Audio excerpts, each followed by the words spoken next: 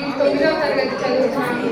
నేను SSKCM ZPHS సంతోషంతో చదువుతున్నాను. నేను చెప్పబోయే అంశం భారతదేశం గురించి, భారతదేశ సంస్కృతి సంప్రదాయాల గురించి చెప్పబోతున్నాను.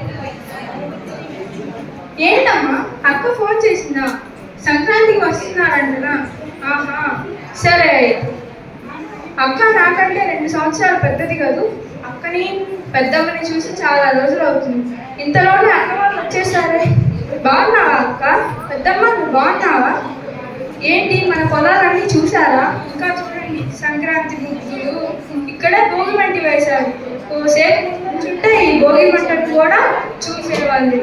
చూడండి అక్క, ముగ్గులు ఎంత బాగా వేశారు. ముగ్గుల మధ్యలో అందంగా బొబ్బెమ్మలు చూడండి. చీ అంటున్నావు ఏంటక్క? అవి పేడతో చేశారనగా చీ అంటున్నావు, పొగ అంటున్నావు. ఇది పొగ కాదు. భోగి మంట రోజు భోగి మంట మనం చలి కోసం వేసుకుంటాం, అలాగే దోమల నివారణ కోసం వేసుకుంటాం. పేడను చూసి చీ అంటున్నావు కదా, ఆ పేడ ఆవు పేడ. అది క్రిమి కీటకాలని నివారిస్తుంది.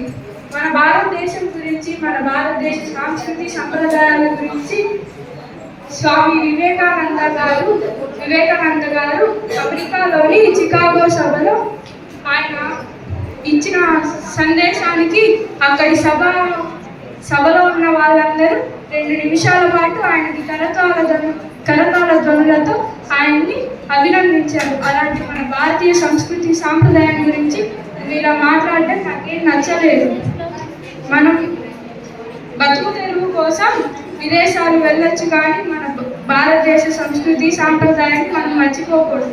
అలాగే ఎల్లప్పుడూ మన దేశ గౌరవాన్ని, మన హిందూ మతాన్ని గౌరవించాలి. నువ్వు ఇలా మాట్లాడడం నాకేం నచ్చలేదు, అందుకే నీకు అవన్నీ చెప్పాను.